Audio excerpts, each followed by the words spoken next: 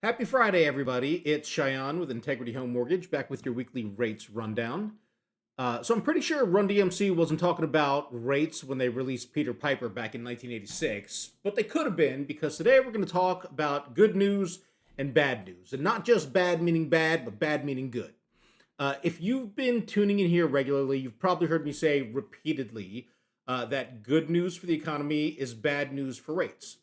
Now, that's not always the case. It's just been a factor of where we've been in the economic cycle.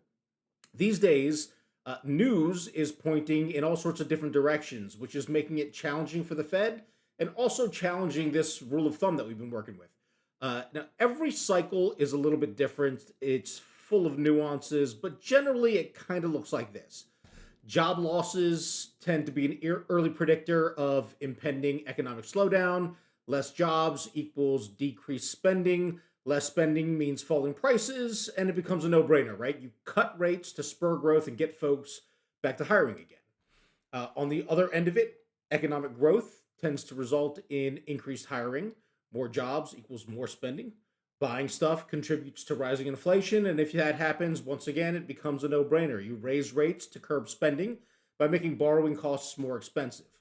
It's never actually that simple. So let's talk about what this cycle looks like. So this cycle, we're concerned not just about slowing a slowing economy, but a slowing economy coupled with elevated inflation. This is not a no-brainer scenario. So we got to kind of throw out that rule of thumb and start braining again. There's still some places where bad news equals bad news, right? Two bad jobs reports in July and August is bad news for the economy, right? Bad news for the country, but that is what got the Fed back in the rate cutting business in the first place, right? They called it a risk management measure because they don't want to see job losses turn into a serious economic downturn as a result of holding rates too high for too long. There's also good news that equals bad news. There's data this week that shows signs that this economy remains resilient.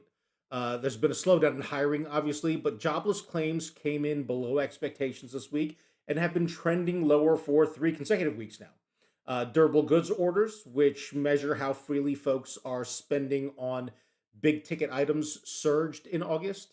GDP was revised up to 3.8%, which is the highest it's been since Q3 of 2023.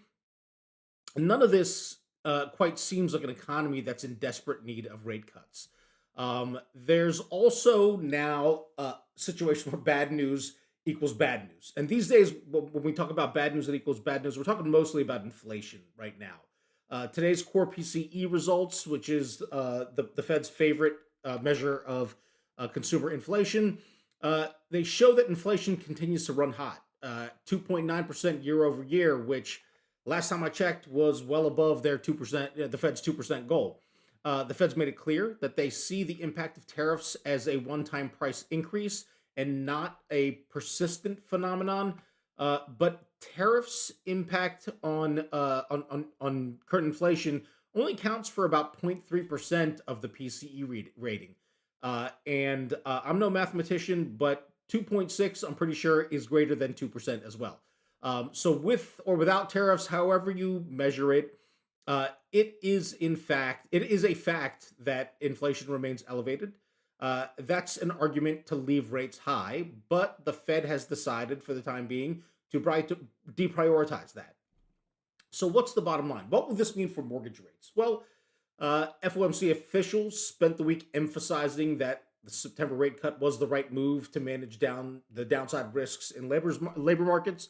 But at the same time, they were very cautious about making any promises for the pace of future rate cuts, reiterating that they remain data dependent, right? As the data changes, their path might change.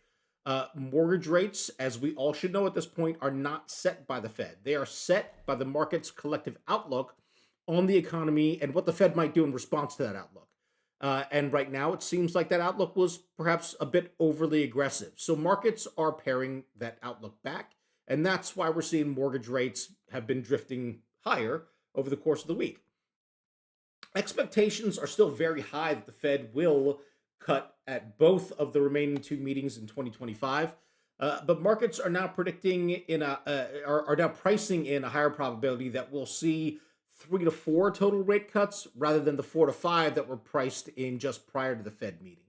The good news is that right now, 10-year Treasury yields look to be settling in here just below 4.2%. But next week is jobs week, so it could be a wild ride as investors position and reposition in front of Friday's non-farm payrolls report. Another weak report could allow rates to improve back to where they were a couple of weeks ago. Let's call it a eighth of a percent better than here than where we are right now. But as long as inflation concerns linger, it will be tough to expect, frankly, anything more than that. I think a stronger than expected report, however, would severely weaken that last remaining bad news equals good news argument, and rates could get worse by quite a bit. Call it 30 basis points. Well, back to where we were prior to that weak jobs report in July. So right now, bad news isn't always good news. There seems to be more room for rates to get worse than get better. So, uh, my bottom line this week is lock them early, lock them often, and we hope to see you next week. Have a great weekend.